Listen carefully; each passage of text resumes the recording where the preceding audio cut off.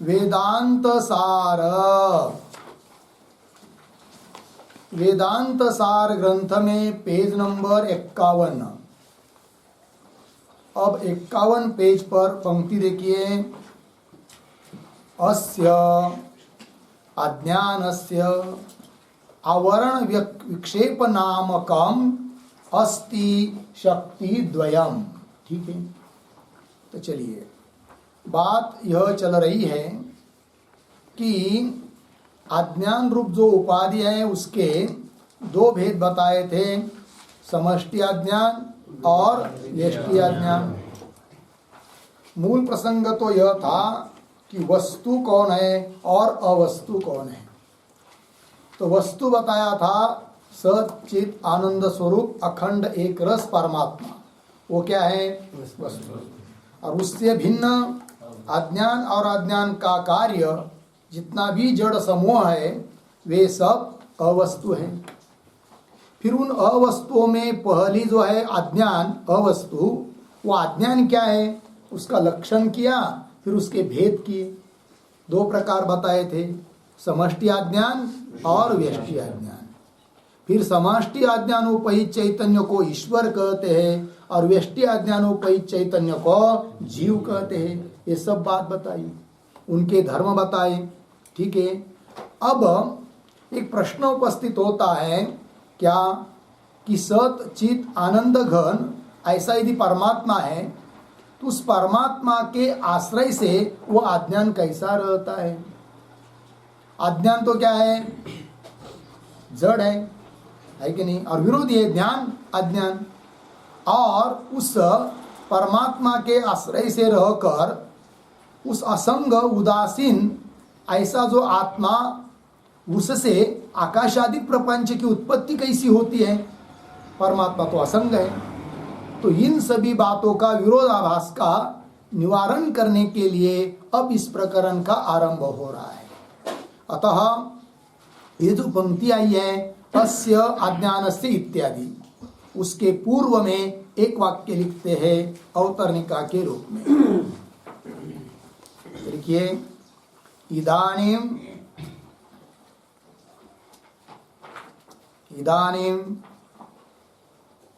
स्वप्रकाश चिद्रूपस्य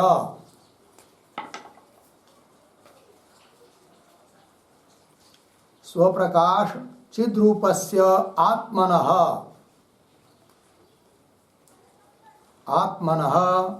कथम कुंठित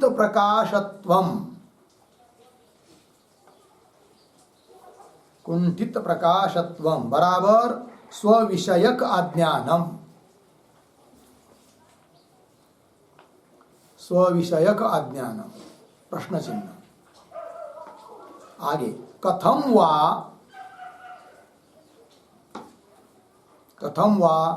असंगस्य उदासीनस्य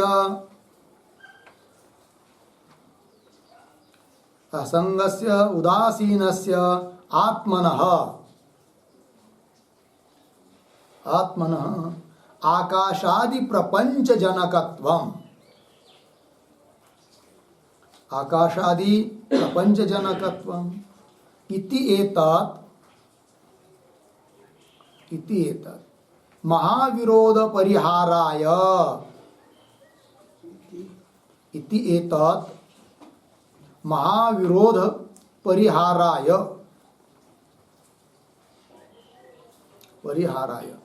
अज्ञानस्य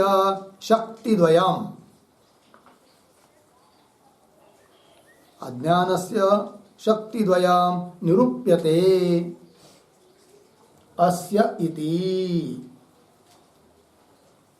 ठीक है, अर्थ को देखिए।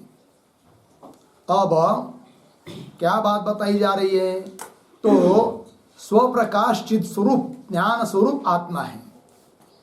उस आत्मन कथम कुंठित प्रकाशत्वम अर्थात स्व विषय का ज्ञान। उस आत्मा में, आत्मा के बारे में अज्ञान कैसा रह सकता है भाई। हम लोग कहते कि नहीं, हम लोगों को ज्ञान है क्या ब्रह्म का, आत्मा का, अपने स्वरूप का नहीं है। अर्थात हम लोगों को अपने स्वरूप का क्या है, अज्ञान। तो स्वयं प्रकाश ऐसा ब्रह्म तत्व है, ज्ञान स्वरूप है, तो उस विषय का अज्ञान अपने को ही कैसा रह सकता है, ये बात, ये प्रश्न उपस्थित होता है। इसका भी उत्तर देना है। और कथम वा असंग से उदासीन से आत्मन, आत्मा असंग है, उदासीन है, ऐसे आत्मा से आकाशादि प्रपंच उत्पन्न होता है। अर्थात आकाशादि प्रपंच का जनक आत्मा है जो कि उदासीन है, असंग है। तो ऐसे उन दो में कैसा जन्य जन्य भाव बनता है कि नहीं? कुछ तो सादृश्य होना चाहिए। आकाश आदि जड़ पदार्थ है, परमात्मा चेतन है आदि करके विरोधी है, तो भी उससे परमात्मा से आकाश आदि प्रपंच उत्पन्न होता है। अर्थात आकाश आदि का जनक वह आत्मा है। ये कैसे? इस प्रकार जो अत्यंत विरोध प्रतीत होता है, उस विरोध का परिहार करने के लिए अब अज्ञान का विभाग, अज्ञान की जो दो शक्ति है, उस दो शक्तियों का निरूपण करते हैं ग्रंथकार। अज्ञानस्य शक्तिद्वयम् निरूप्यते। तो अज्ञान बताया समष्टि रूप से ईश्वर की उपाधि है, व्यष्टि रूप से जीव की उपाधि है। अब उस अज्ञान की दो शक्ति है, वो कौन दो शक्ति है वो बताया। देखिए प्रथम पंक्ति को पढ़ते हैं। अस्य अज्ञानस्य आवरण विक्षेप नामक अस्ति शक्तिद्वयम्। अस्ति को बाद में लीजिए तो अन्वय हो जाता है। तो क्या? अस्य अज्ञानस्य आवरण विक्षेप नामकम शक्तिद्वयम् अस्ति। इस अज्ञान की दो शक्ति, आवरण शक्ति, विक्षेप शक्ति। ठीक है। तो पुनः प्रश्न, आवरण शक्ति किसको कहते हैं, विक्षेप शक्ति किसको कहते हैं? और तो नीचे तो मूल में आएगा ही कुछ बात, तो भी अपने भाषा में थोड़े लक्षण लिख लेते हैं। तो लिख लीजिए, आवरण शक्ति ही बराबर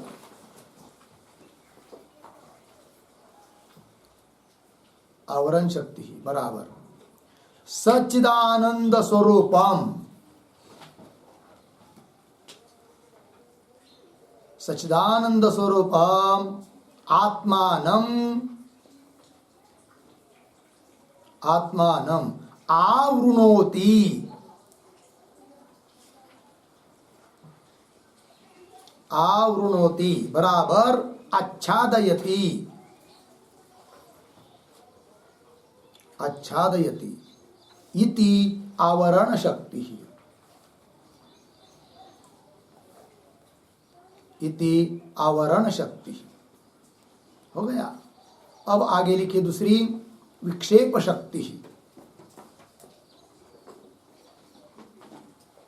तो बराबर ब्रह्मादि स्थावरांतम। ब्रह्मादि स्थावरांतम नाम रूपात्मकम जगत। नाम रूपात्मकम जगत जल बुद्बुदवत। जल बुद्बुदवत विक्षिपति। विक्षिपति बराबर सृजति। सृजति इति विक्षेप शक्ति ही। ठीक है, चलिए अर्थ देखते हैं। तो पहले आवरण शक्ति बताई। तो सत चित आनंद स्वरूप जो आत्मा है, उस आत्मा को आवरण होती, अच्छा देती, ढक देती है, उसका ध्यान नहीं होने देती है। वो जो शक्ति अज्ञान की, उस अज्ञान की शक्ति को कहते हैं क्या? आवरण शक्ति। जिस शक्ति से उस परमात्मा का ज्ञान नहीं हो पा रहा है, वो आवरण शक्ति हो गई। और विक्षेप शक्ति क्या है भाई? तो वो बताया कि ब्रह्मादि स्थावरांतम। ब्रह्मादि मतलब ब्रह्मदेव।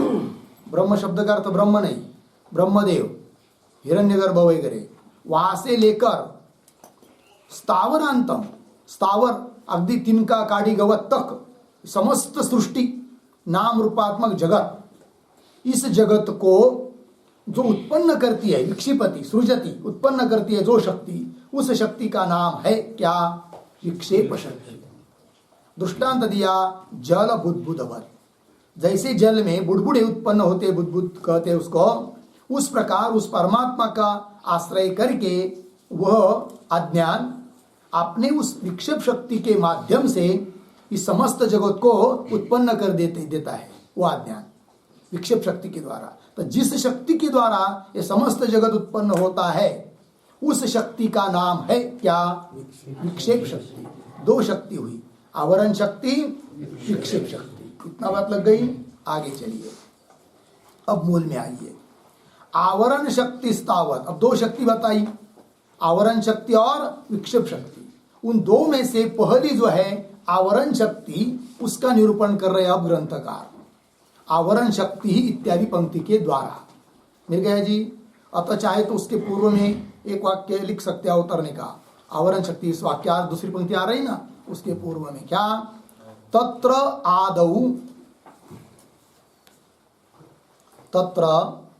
आदौ आवरण शक्ति निरूपयति।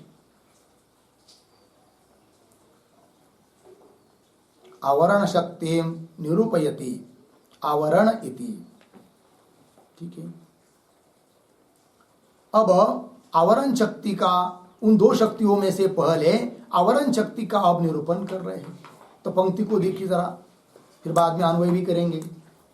तो ध्यान से देखेंगे पंक्तियों को, कैसे अलग अलग पद करके पढ़ता हूं, तो अन्वय करते समय फिर आप लोगों को संख्या डालने में सुलभ हो जाता है। तो देखिए, आवरण शक्ति ही तावत अल्पः अपि मेघः अनेक योजनायतम आदित्यमंडलम अवलोकयितृ नयन पथ विधायकतया यथा आच्छादयति इव। लगा इतना? फिर आगे तथा इत्यादि आ रहा है, तो उसको बाद में पढ़ेंगे। तो आच्छादयति इव तक पढ़े ना, तो उतने ही दो पंक्तियों के शब्दों का अन्वय कर लिखिए।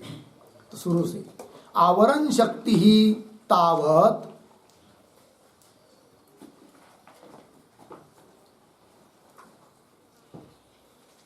फिर अंतिम में आया यथा। यथा को लिया। फिर ऊपर वाले पंक्ति में आइए, अल्पः अपि मेघः। अल्पः अपि मेघः। नीचे के पंक्ति में अवलोकयितृ नयन पथ विधायकतया।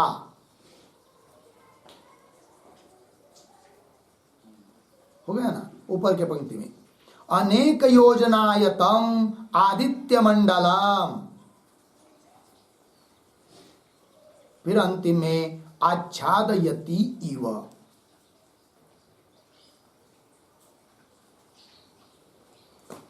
हो गया ना? अब देखो भाई अर्थ। तो उसके नीचे की भी दो पंक्ति पढ़ लेते, उन दो पंक्तियों का भी पहले अन्वय कर लेते, फिर अर्थ करेंगे। ठीक है? तो देखिए, अभी ऊपर से 4 नंबर की पंक्ति संस्कृत ग्रंथ में, तथा अज्ञानम मिला, शब्द मिले ना, पहले पढ़ लेता हूं, उसके बाद अन्वय। तथा अज्ञानम परिचिन्नम अपि आत्मानम अपरिचिन्नम असंसारिणम अवलोकयितृ बुद्धि विधायकतया आच्छादयति इव। हो गया ना? आगे सरल है, तादृशम सामर्थ्यम। तो इव तक के शब्दों का अन्वय करना है। दो पंक्ति है तथा से लेकर। ठीक है? तो शुरू करते हैं अन्वय। तथा, एक शब्द छोड़कर आगे, परिचिन्नम अपि, पीछे अज्ञानम,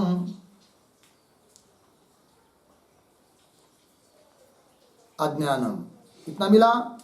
हाँ, उसी पंक्ति में अंतिम का शब्द है अव से शुरू हुआ, अवलोकयितृ बुद्धि विधायकतया।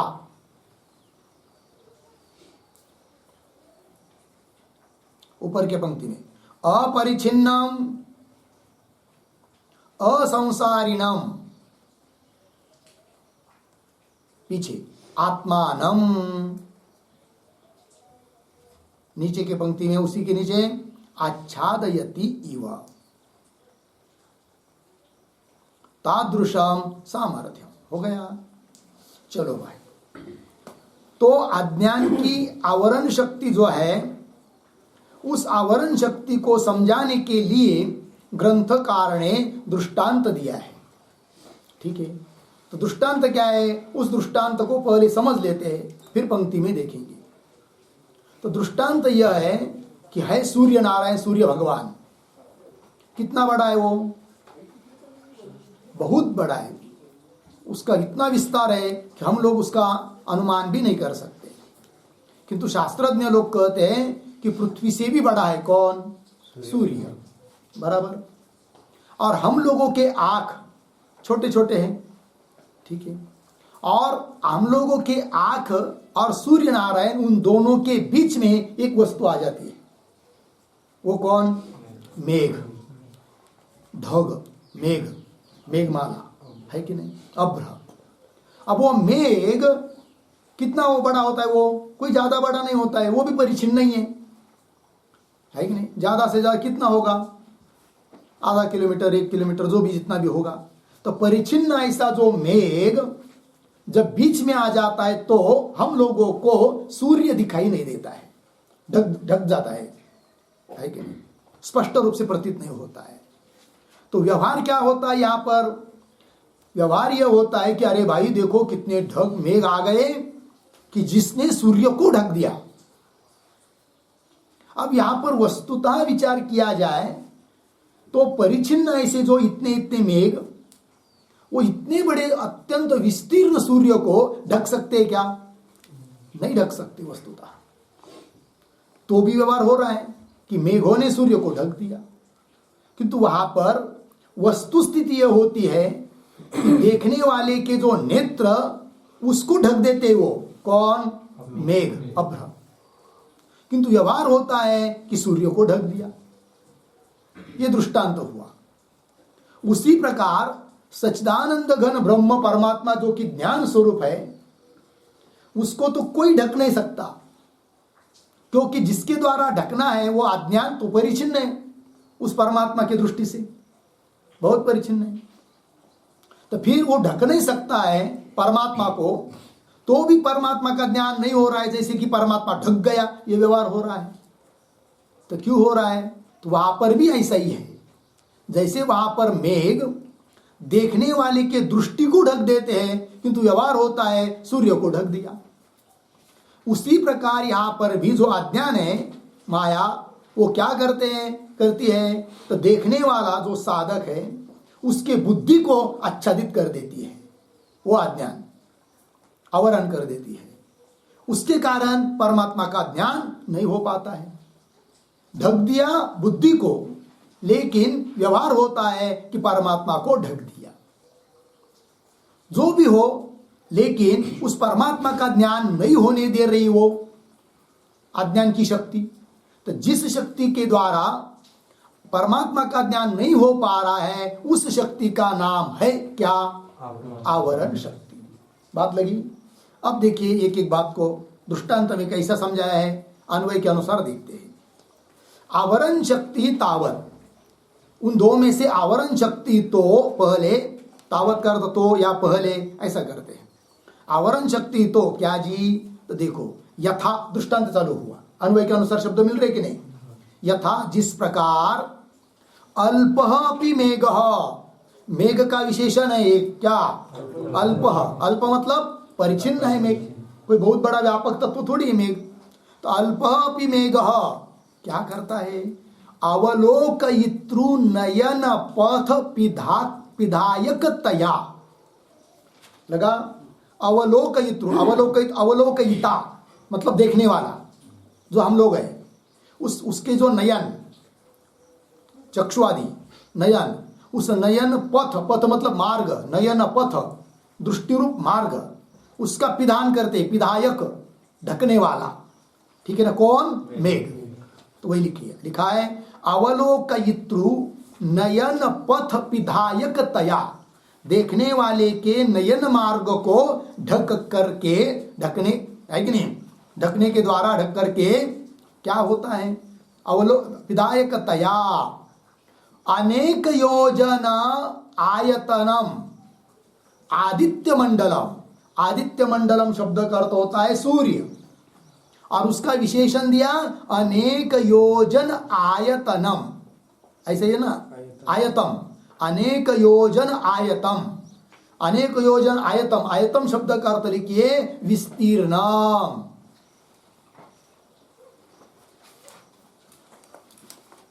ठीक है ना, अनेक योजन विस्तीर्ण है। कौन? आदित्य मंडल अर्थात सूर्य नारायण अनेक योजन विस्तीर्ण है, बहुत बड़ा है, वो पृथ्वी से भी बड़ा है। ठीक है ना, किंतु ऐसे आदित्य मंडल को भी क्या जी, मंडलम आच्छादयति इव, जैसे कि आच्छादित कर रहा है। ठीक है, आच्छादयति इसका कर्ता कौन है? मेघः। कीदृशः मेघः?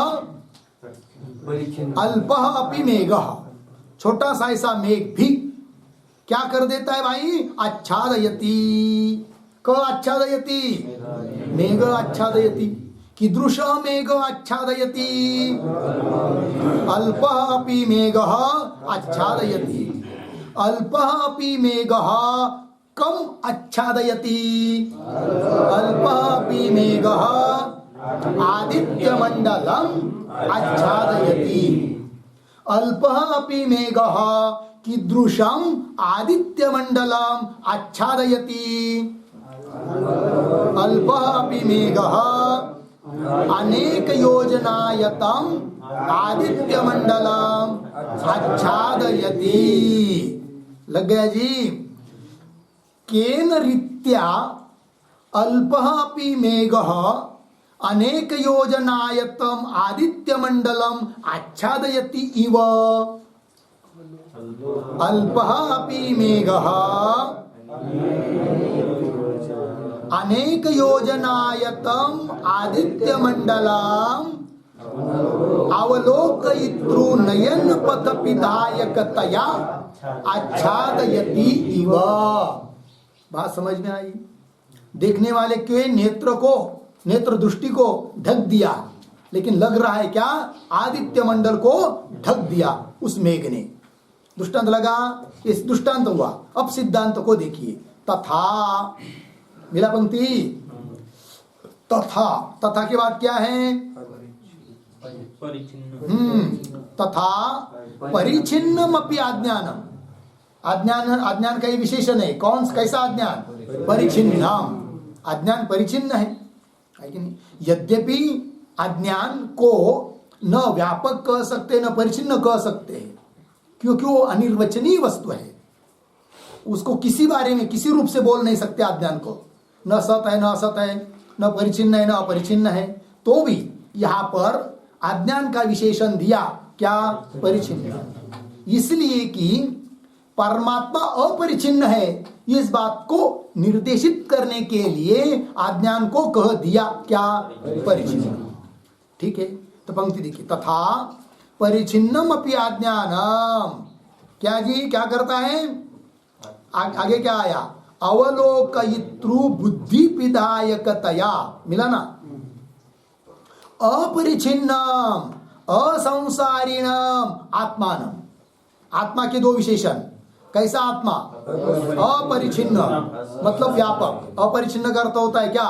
व्यापक, परिच्छेद रहित, मर्यादा रहित।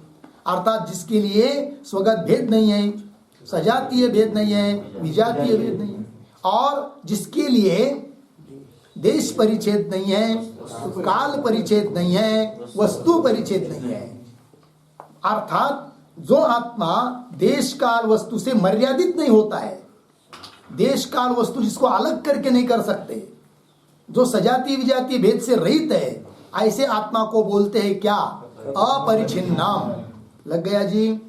आत्मा की व्यापकता कितनी है कह ही नहीं सकते, क्योंकि अमर्याद है वो, है कि नहीं? जैसे समुद्र कितना गहरा है आज तक किसी को पता नहीं चला, किंतु उसकी भी कुछ मर्यादा है।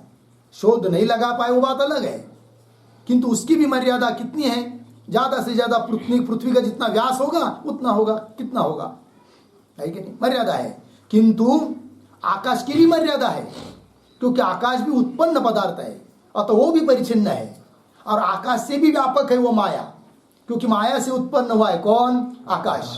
और कार्य से कई गुना व्यापक होता है कारण। तो कार्य है आकाश, उससे बहुत बड़ा है कौन? माया, अज्ञान। किंतु वह अज्ञान भी परमात्मा के एक अंश पर है। क्या है वो? हाँ, एकांशेन स्थितो जगत। ये समस्त जगत भगवान के एक अंश पर स्थित है। ये जो ब्रह्मांड दिख रहा है ना हम लोगों को, आकाश, वायु, अग्नि, जल, पृथ्वी और ये समस्त ब्रह्मांड वगैरह 14 लोक, ऐसे अनंत ब्रह्मांड उस परमात्मा के आश्रय से है। लग गया जी? और वो सब माया का कार्य है, और वो माया ही एक अंश पर है। उस परमात्मा की व्याप्ति कितनी होगी पता नहीं सकते, है कि नहीं? उसके बिना कोई जगह खाली ही नहीं है। ऐसा है वो कौन? परमात्मा, व्यापक अर्थात ब्रह्म तत्व, और वही अपना स्वरूप है। इस बात को समझने के लिए वेदांत पढ़ रहे हैं हम लोग। ये शरीराधिक, ये परिचिन्न वस्तु हम लोगों का कोई स्वरूप नहीं है। लग गया कि नहीं? किंतु इतने अल्प शरीर को लेकर हम लोग तादात्म्य कर लेते हैं, अहंकार कर लेते हैं, और उस अहंकार को, उस आसक्ति को, उस तादात्म्य को छोड़ना है और वस्तु स्थिति में आना है। उसी के लिए पढ़ना है क्या? वेदांत शास्त्र। कहा है ना, समासक्तम यथा चित्तम जंतुर विषय गोचरे यद्येवं ब्रह्मणि स्यात् तत्को न मुच्येत बंधना। है कि नहीं? ये कहा है, समासक्तम यथा चित्तम, जैसे जंतु का, प्राणियों का चित्त अत्यंत आसक्त हुआ है। कहां पर? विषय गोचरे, विषयों में घट पट शब्द स्पर्श रूप रस गंध देह वगैरह इन सभी में आसक्त हुआ है। उतनी ही आसक्ति टूटकर, क्योंकि वो मिथ्या है, वही उतनी ही आसक्ति यदि परमात्मा में, ब्रह्म में लग जाए कि हम ब्रह्मास्मि, तब तो कौन मुच्येत बंधनात्, कौन बंधन से मुक्त नहीं होगा? अर्थात वो मुक्त ही है। ये बात कही जा रही है। लग गया जी? तो चलिए, अपनी बात यह चल रही है कि अज्ञान का यहाँ पर आत्मा का विशेषण दिया है क्या? अपरिछिन्नम। और एक विशेषण दिया है आत्मा का। कैसा आत्मा? असंसारी। आत्मा में कोई संसार नहीं है। संसार का मतलब होता है कर्तृत्व, भोक्तृत्व, जन्म, मरण, बुढ़ापा, बचपन, ये सब धर्म की प्रतीति होना, यही संसार है। और अज्ञान अवस्था में हम सब लोग मानते हैं कि मेरा ये जन्मदिन जो दिन है कि नहीं, और मेरा इतना इतना क्या है, वाड़ दिवस है, क्या बोलते हैं उसको, वर्धापन दिन, वाड़ दिवस, है कि नहीं? वस्तुतः वर्धापन दिन, वाड़ दिवस, अभिष्ट चिंतन सोहळा करते हैं लोग, सब मूर्ख है। अभिष्ट चिंतन सोहळा करने वाले वो अज्ञानी लोग करते तो कोई बात नहीं, उनको पता ही नहीं बेचारे को, वो शरीर को ही अपना स्वरूप समझ कर लेते, करने दो। किंतु पढ़े लिखे, वेदांत शास्त्र आदि पढ़े लिखे कीर्तनकार, प्रवचनकार, मोटे महाराज मंडली सुद्धा भी क्या करते हैं? वाड़ दिवस। किसका वाड़ दिवस? किसका होता है वाड़ दिवस जी? देह का, शरीर का। और वो शरीर अपना स्वरूप है क्या? वो अपना स्वरूप नहीं है, पंच महाभूतों का कार्य है, एक विकार मात्र है, उत्पन्न होता है, कुछ दिन के बाद उसको भी छोड़ देना है। ऐसे अभी तक कितने शरीर धारण किए और कितने छोड़े हैं। तो वो जो मिथ्या चीज है, जो अपना, उसके साथ कोई संबंध नहीं है, उसका क्या वाड़ दिवस करना है? और जिसका वाड़ दिवस करना चाहिए उसका वाड़ दिवस कभी आता ही नहीं है, क्योंकि उसका जन्म ही नहीं है। अपना स्वरूप ब्रह्म, उसका जन्म है क्या? नहीं है। वो कैसा है फिर? अनादि अनंत है। उस स्थिति में हम लोगों को जाना है। लग गया जी? इसलिए वाड़ दिवस कुछ नहीं करना चाहिए। लग गया? और राजधानी लोग करते तो करने दो, किंतु उनको कहना उस अंग्रेजों के माध्यम से नहीं करना, उसके पद्धति से वाड़ दिवस करना है। कितना है आपका? 20वां वाड़ दिवस है, 20 पेड़ लगा दो, आपका वाड़ दिवस पूरा हो गया। 25वां आ गया, 25 पेड़ लगा दो, अच्छी बात है, ऐसा करो। वो क्या केक काटना है? फालतू अंग्रेजों की, वो म्लेच्छ लोगों की परंपरा, वो नहीं चलाना है। ठीक है, चलो भाई, विषयांतर नहीं करेंगे। पीछे चर्चा चल रही है हम लोगों की आत्मा की। कैसा है आत्मा? असंसारी और अपरिचिन्न। तो संसार धर्म किसके हैं? देह के, बुद्धि के, सूक्ष्म शरीर के, उपाधि के, अपने नहीं है। तो आत्मा कैसा है? सभी संसार धर्मों से रहित है। इसलिए कह दिया क्या? अपरिछिन्नम असंसारिणम आत्मानम। है कि नहीं? का तो चिंतन हुआ अभी तक, पंक्ति देखिए पीछे से, तथा परिचिन्नम अपि अज्ञानम। अज्ञान परिचिन्न है तो भी वह परिचिन्न मेघ की तरह परिचिन्न अज्ञान क्या करता है जी? अवलोकयितृ बुद्धि विधायकतया, आया था ना, देखने वाला जिसको ज्ञान होना है उसके बुद्धि को ढक देता है वो अज्ञान, किंतु व्यवहार होता है आत्मा को ढक दिया, जबकि आत्मा ढका नहीं जा सकता है, क्योंकि वो आत्मा कैसा है? अपरिछिन्नम असंसारिणम आत्मानम क्या आच्छादयति इव। इव पद क्या बता के जाता है? इव मतलब आच्छादन कर नहीं सकता है वो अज्ञान, आच्छादन करने की तरह करता है। लेकिन हम लोगों को भ्रम हो जाता है कि आच्छादन हो गया। मेघ कितना भी प्रयास करेगा, है कि नहीं, तो भी वो मेघ सूर्य को ढक नहीं सकता है कि नहीं। वो कुएं में जो बेडुक होता है, क्या बोलते उसको, दरदुर मेंढक, है कि नहीं, उसने क्या किया एक बार पता है?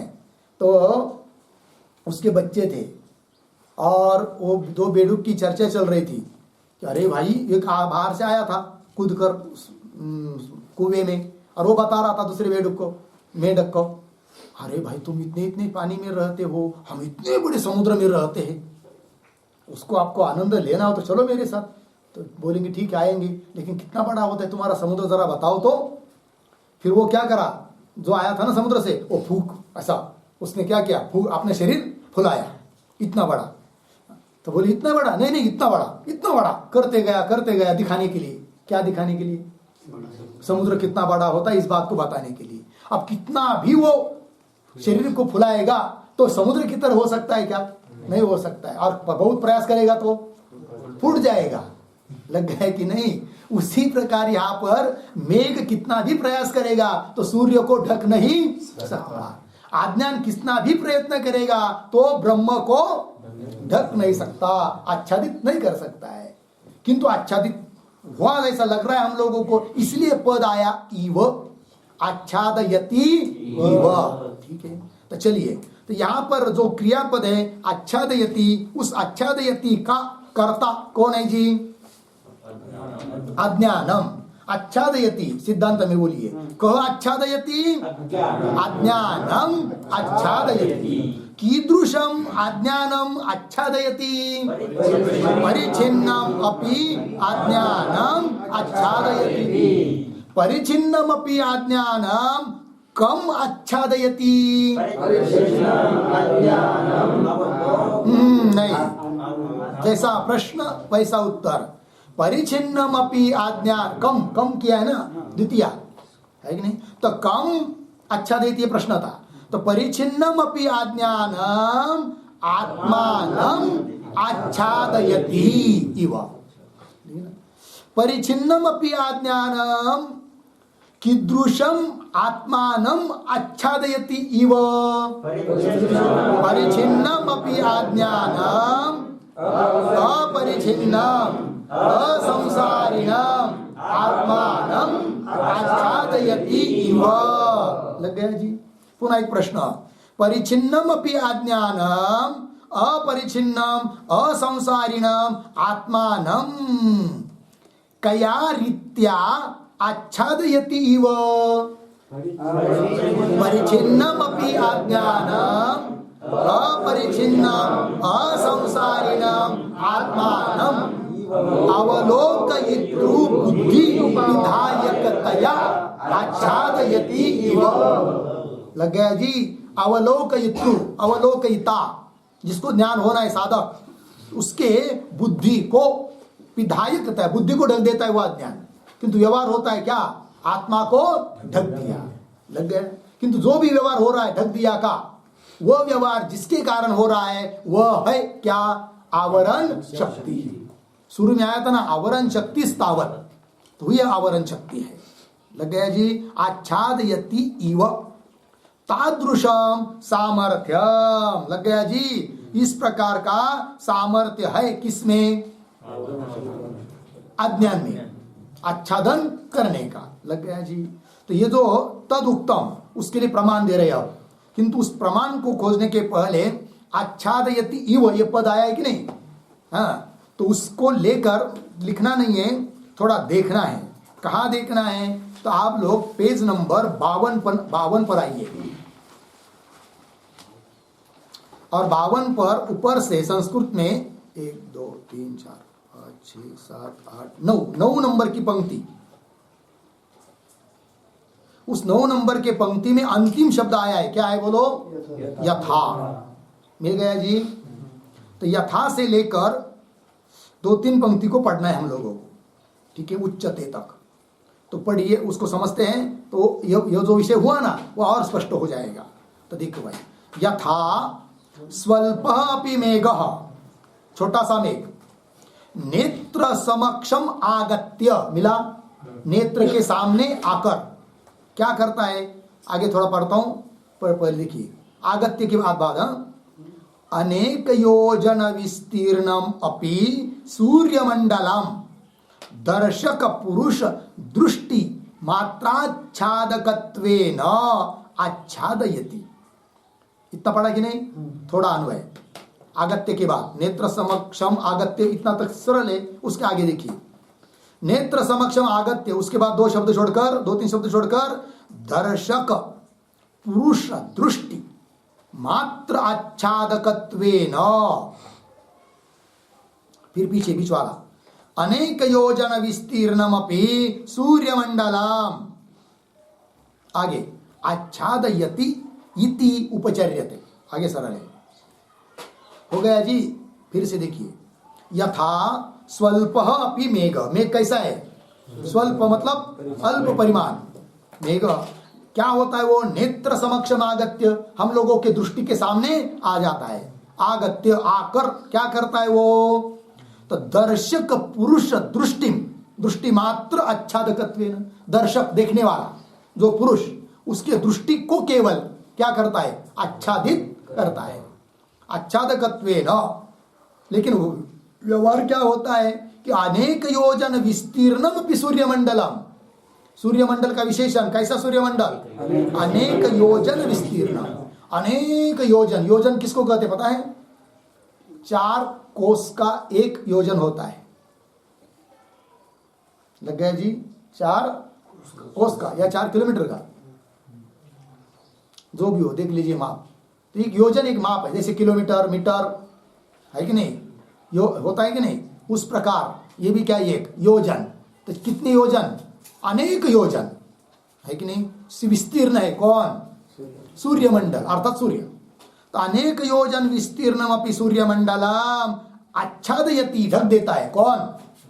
स्वल्पः अपि मेघ, आच्छादन नहीं करता है, आच्छादयति इति उपचर्यते। उपचर्यते मतलब इस प्रकार से गौण व्यवहार किया जाता है कि जैसे कि सूर्य को ढक दिया। दृष्टांत हुआ, तथा आज्ञानम इति तुच्छम, तुच्छ परिचिन्नम अपि, अज्ञान, अज्ञान कैसा है? तुच्छ है। तुच्छ मतलब अलिक, अलिक मतलब स्वरूपहीन, कुछ नहीं है, वंद्यापुत्र की तरह अलिक है, तुच्छ है। वस्तुता देखा जाए तो कौन? अज्ञान। तो भी ठीक है ना, बहुत बार वस्तु दिखने को कुछ नहीं होती है, लेकिन तो कार्य बहुत करके जाती है। लग गया कि नहीं? समझ लीजिए कोई रास्ते में जा रहा है अकेला, रात के 12 बजे, और अमावस्या का दिन, अमावस्या की रात्र है, और जा रहा था रास्ते में, और रास्ते में जाते समय कुछ उस पेड़ों में कुछ जैसा दिखाई दिया, कुछ नहीं, वो पेड़ के ही पत्ते आदि थे, कुछ नहीं था वहां पर, लेकिन तो इसको भ्रम हुआ, क्या? कोई भूत है। क्या है जी? कोई भूत आदि है। फिर घबरा गया, भूत क्या आ गया? पसीना पसीना हो गया, किसी तरह से घर में आ गया, और बहुत 108 डिग्री की ताप आ गई, तब गया, है कि नहीं? फिर लोगों ने पूछा क्या हुआ, क्या? कुछ बता भी नहीं रहा है। फिर ले गए अस्पताल में, है कि नहीं? दूसरे दिन आईसीयू में एडमिट किया, बहुत खर्च हुआ, 1 लाख रुपया। देखो, देखने के लिए कुछ था? कुछ नहीं था, लेकिन कार्य बहुत हो गया। उसी प्रकार यह माया अज्ञान क्या हम लोगों को क्या है? ठकाया है। भ्रामयन सर्वभूतानि यंत्रारूढ़ मायया, ठीक है ना? जैसे यंत्र पर आरूढ़ किए हुए की तरह हम लोग हैं, और हम लोगों को भगवान माया के द्वारा घुमा रहे हैं। अतः हम लोगों को क्या होना है? अब सावध होना, इसके बाद नहीं घूमेंगे। फिर क्या करेंगे? अपने स्वस्वरूप को जान लेंगे। अपने सोच स्वरूप को नहीं जानना, यही तो अज्ञान है। अब उसके कारण हम लोग घूम रहे हैं, देव को अपना स्वरूप मान रहे हैं, अतः देव के लिए जो अनुकूल है उस अनुकूल चीजों को प्राप्त करने का प्रयास और प्रतिकूल चीजों को हटाने का प्रयास कर रहे हैं। उसके लिए धर्माधर्म कर रहे हैं। तो धर्माधर्म हो रहा है तो भोगने के लिए पुनः जन्म जन्म ले रहे हैं। और यदि हम लोगों को हमारे स्वरूप का ज्ञान हो जाए, ध्यान दीजिए, अपने स्वरूप का ज्ञान हो जाएगा कि मैं कौन हूं, तो अपना स्वरूप जो है वास्तविक सच्चिदानंद घन ब्रह्म, उसके लिए न कोई अनुकूल है न कोई प्रतिकूल है, न मान है न अपमान है, कुछ भी नहीं है। सभी जगह ओत प्रोत मैं ही बैठा हूं।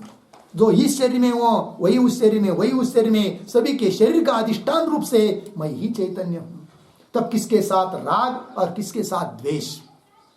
अद्वेष्टा सर्वभूतानि, यह स्थिति हो जाएगी। न किसी के प्रति राग न द्वेष, कुछ नहीं है। लग गया जी, ये स्थिति आ जाएगी। न उसके बाद फिर धर्माधर्म निर्माण होंगे, क्योंकि ज्ञान होने के बाद क्रियमान कर्म का लेप नहीं लगता है, संचित कर्म जल जाता है, प्रारब्ध भोग कर समाप्त हो जाएगा, फिर मुक्त हो जाएंगे। अब तब स्थिति हो जाएगी क्या? कृतकृत्य झालो इच्छा के लिए पागलो। अब कुछ कर्तव्य रहा नहीं है। नैवास्ति किंचित कर्तव्य, कुछ कर्तव्य नहीं है। अस्ति चेत न सतत्वविद। लग गया जी। चलिए भाई, तो तथा अज्ञानमिति तुच्छ परिचिन्नमपि स्वावरण शक्त्या, अपने आवरण शक्ति के द्वारा क्या करता है? प्रमातृ बुद्धि मात्र आवरकत्वेन, प्रमाता जिसको ज्ञान करना है वो प्रमाता, ध्यान दीजिए, साधक प्रमाता, उसकी बुद्धि मात्र को आवरण कर देता है। कौन? अज्ञान।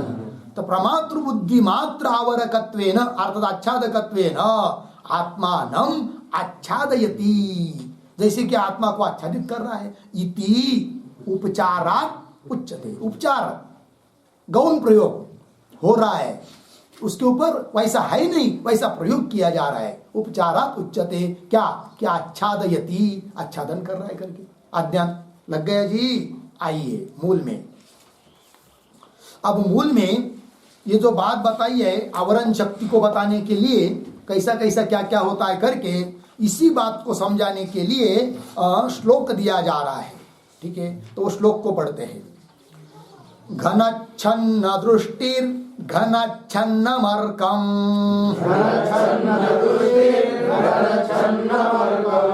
यथा मन्यते निष्प्रभं चाति मूढः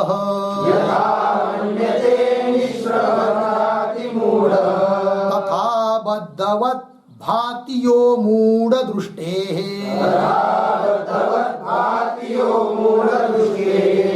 स नित्योपलब्धि स्वरूपोऽहमात्मा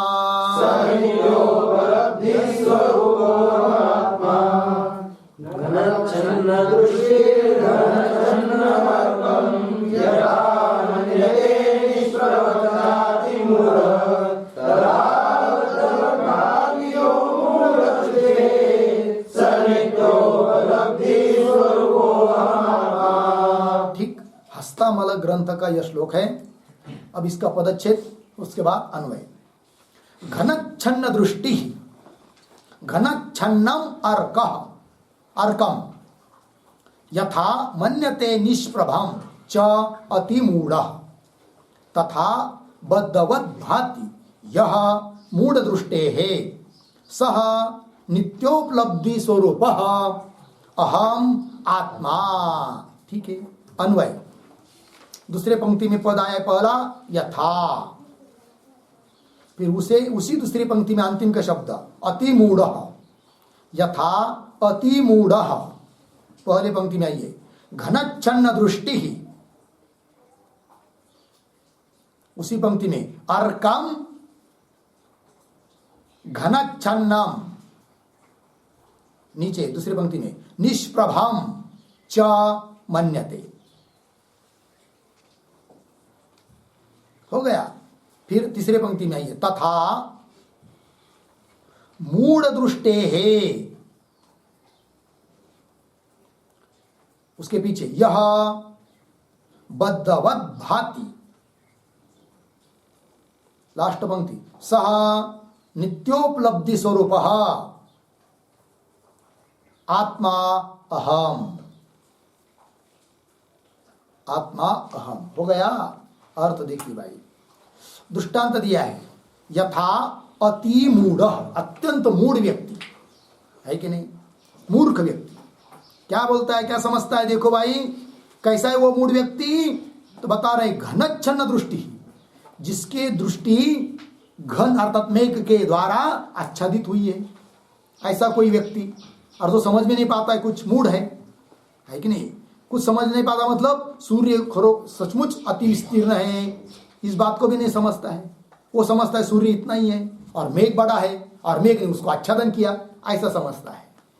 ठीक है ना, पंक्ति को देखिए, यथा अति मूढ़ घनच्छन्न दृष्टि, मेघ से जिसकी दृष्टि आच्छादित हुई है, किंतु वो बोल समझता क्या है, अर्कम घनच्छन्न, अर्कम सूर्यम, अर्कम शब्द का अर्थ सूर्य, सूर्य को मेघ के द्वारा आच्छादित समझता है। और क्या समझता है, निष्प्रभम, निष्प्रभम का अर्थ लिखिए निस्तेज, सूर्य को क्या समझता है, वो निस्तेज हो गया, अभी अभी कितना तेज वाला था सूर्य, अब निस्तेज बन गया बेचारा, मेघ के द्वारा आच्छादित हो गया बेचारा, ऐसा समझता है।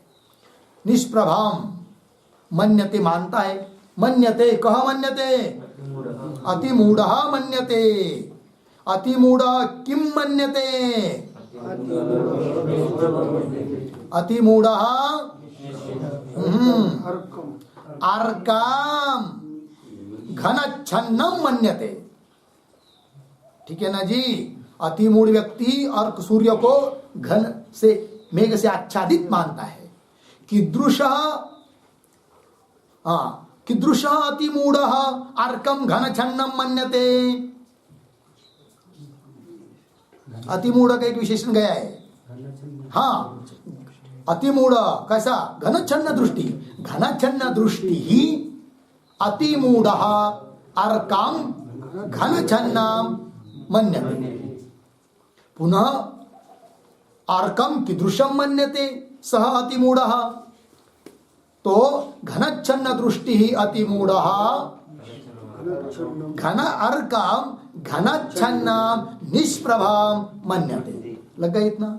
अब आइए नीचे सिद्धांत, तथा मूढ़ दृष्टे है यह बद्धवत भाति, मूढ़ दृष्टि को यह शब्द का अर्थ कौन होगा, यह आत्मा, यह मतलब आत्मा। ठीक है ना, उस प्रकार मूढ़ दृष्टि व्यक्ति को आत्मा बद्धवत भाति, बंधन, बंधन से युक्त है आत्मा, ऐसा प्रतीत होता है।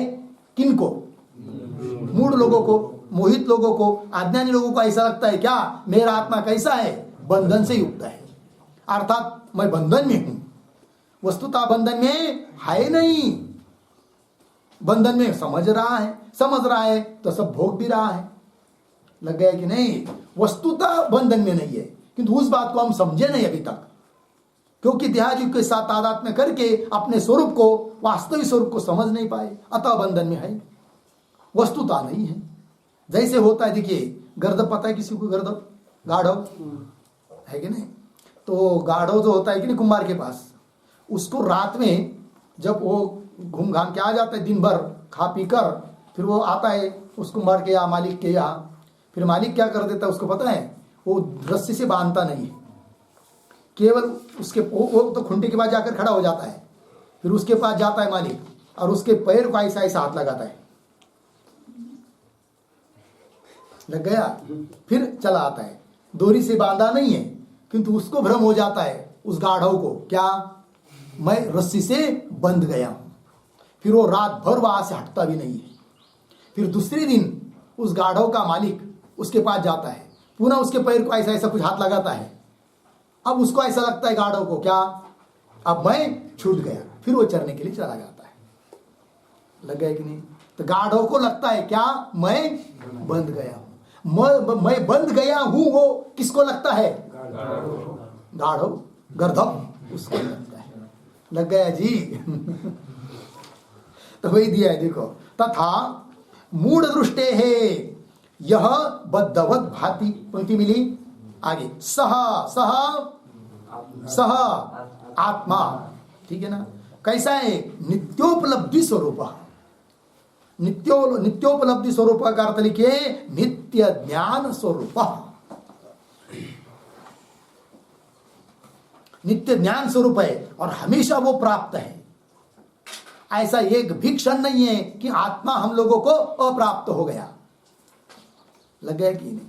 कभी ऐसा हुआ है क्या? हो सकता है क्या हम अपने से छूट गए? सब दुनिया से छूट सकते हैं हम लोग, सब दुनिया से वियोग हो सकता है। क्यों? दुनिया के साथ संयोग पहले कर लिया, और जो संयोग होता है वह उसका वियोग होता ही है। वो काली पत्थर पर रेख खिंची हुई की तरह है। यत्र यत्र संयोगः तत्र तत्र वियोगः भवति एव, है कि नहीं? चाहे कितनी भी अच्छी चीज हो आपने संभाल के रखी हो, 2 किलो सोना रख दिया हो, है कि नहीं? किसमें? बॉक्स में, कप, पेटी में, उस पेटी में पेटी, पेटी में पेटी, थैली में थैली, बहुत संभाल के रखा है। क्या? सोना। लेकिन एक दिन ऐसा आएगा क्या उसका वियोग होगा। चोर तो ले जाएंगे, कोई तो बच्चे आपके ले जाएंगे, चाहे तो नहीं कोई ले जाएगा, तो मर जाने के बाद तो यही रहेगा, छूट जाएगा ही। कितना ही बड़ा प्यारा पुत्र हो, पत्नी हो, पति हो, मित्र हो, चाहे घर हो, बंगला हो, ये सब के साथ वियोग होना ही है। किंतु एक ही चीज ऐसी है कि कोई कितना भी प्रयास करेंगे तो उसके साथ वियोग हो ही नहीं सकता, और कोई कर ही नहीं सकता। वो कौन? अपना आत्मा। क्योंकि आत्मा ही अपना स्वरूप है। अपने से अपने को कौन भिन्न कर सकता है? लग गया कि नहीं? मैं हूं, उसके लिए किसी को बताने की जरूरत नहीं कि मैं हूं करके। वो स्वसंवेद्य है कि किसी को बताना पड़ता है, अरे भाई इधर आओ, इधर आओ, इधर आओ, मैं घूम गया हूं, मैं बताओ मैं कौन हूं करके। हाँ तुम हो, तुम, हाँ अच्छा मैं हूं, हाँ ठीक है, उसने बताया तब मैं हूं। ऐसी बात है क्या? नहीं है। कई गाढ़ अंधेरा में जाएंगे, भूल भुलैया में। भूल भुलैया पता है? नहीं पता है? देखा नहीं ये भूल भुलैया? देखा है कि नहीं? कहाँ है? बहुत जगह है। जैसे देवगिरी में, देवगिरी नाम का किला है ना, औरंगाबाद जिले में, वहां पर एक भूल भुलैया है। मतलब ऊपर जाने का जो रास्ता होता है ना, अंदर से कोरा हुआ, उतना लंबा होता है, और भाई ऐसा होता है कि इतना अंधेरा होता है वहां पर। वहां से हम जाएंगे तो हम लोग हाथ भी हमको दिखाई नहीं देता है। बैटरी भी आपकी ज्यादा काम नहीं करती है, बहुत पावर की हो तब काम करेगी। इतना अंधेरा होता है, और बहुत रास्ते होते हैं, इधर से उधर से, उधर से उधर से, कुछ पता नहीं चलता कहाँ से निकल रहे कहाँ से जा रहे। उसको कहते हैं क्या? भूल भुलैया। और वहां गए और फंस गए, पता ही नहीं चल रहा है बाहर निकलने का रास्ता। अब वहां पर आपको भ्रम होगा क्या? मैं घूम गया, मैं नष्ट हो गया, अब मैं कुछ काम का नहीं रहा। ऐसा होता है क्या? नहीं। भले अंधेरा से मैं घिरा हूं तो भी मैं हूं, ये बात है कि नहीं? तो वही आत्मा है, मैं हूं। अतः उसके वियोग हो ही नहीं सकता। शरीर का वियोग होगा, आत्मा का नहीं। लग गया जी? चलिए, तो इसीलिए आत्मा कैसा है? नित्य उपलब्धि स्वरूप। वही आत्मा का विशेषण है यह, नित्य उपलब्धि स्वरूप आत्मा अहम। वह आत्मा ही मैं हूं। बात लगी? ये बात बताई भाई। इति आगे चलिए, एक वाक्य। अनया आवरण शक्त्या अवच्छिन्नस्य, बराबर है क्या? अनया आवरण शक्त्या अवच्छिन्नस्य आत्मनः कर्तृत्व भोक्तृत्व सुख दुख मोहात्मक तुच्छ संसार भावना अपि संभाव्यते। लग गया जी? अनया आवरण शक्त्या, इस आवरण शक्ति से अवच्छिन्न ऐसा जो आत्मा है कि नहीं? उस आत्मा में क्या? कर्तृत्व, भोक्तृत्व, सुखित्व, दुखित्व, मोह, ये सब तुच्छ जो कि संसार के धर्म है, तुच्छ संसार भावना अपि संभाव्यते, संभावना है। क्योंकि आवरण शक्ति में ऐसा सामर्थ्य है, ये सब भावना उत्पन्न कर देती है। लग गया? एक वाक्य लिखती इस पर, संभाव्यते के ऊपर। इयम एव आवरण शक्ति ही, मतलब उस वाक्य को स्पष्ट कर रहे हैं। इयम एव आवरण शक्ति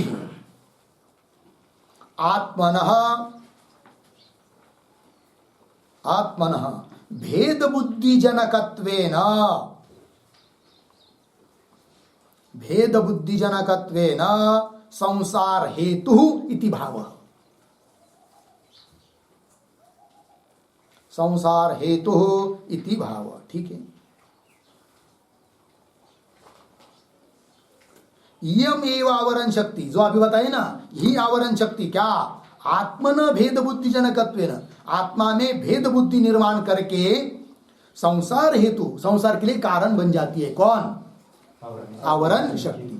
वही लिखा इस पंक्ति में क्या कि अनया आवरण शक्त्यावच्छिन्न से आत्मन, आवरण शक्ति से युक्त आत्मा में संभाव्यते, संभावना है, उत्पन्न होते कौन?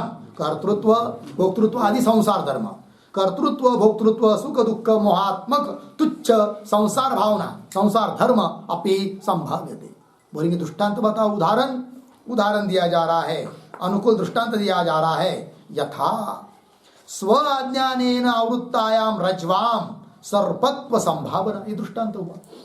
यथा स्व अज्ञानेन, स्व रज्जु, स्वाज्ञान रज्जु का अज्ञान, रज्जु विषय जो अज्ञान है, उस अज्ञान के द्वारा आवृत्त जो रज्जु, उस रज्जु में जैसे सर्पत्व संभावना, सर्प की प्रतीति होती है, उसी प्रकार आवरण शक्ति से युक्त जो आत्मा है कि नहीं, जिसने आच्छादित किया है आत्मा को, उस आत्मा में संसार धर्म जो कर्तृत्व भोक्तृत्व आदि है, उस धर्म की संभावना है, प्रतीति होती है। लग गया? ये हुआ आवरण शक्ति का निरूपण। अब इसके बाद आगे की पंक्ति जो आ रही है विक्षेप शक्ति स्तु, उससे विक्षेप शक्ति का निरूपण किया जाएगा, किंतु उसका विचार हम लोग कल करते हैं। ओम पूर्णमदः पूर्णमिदं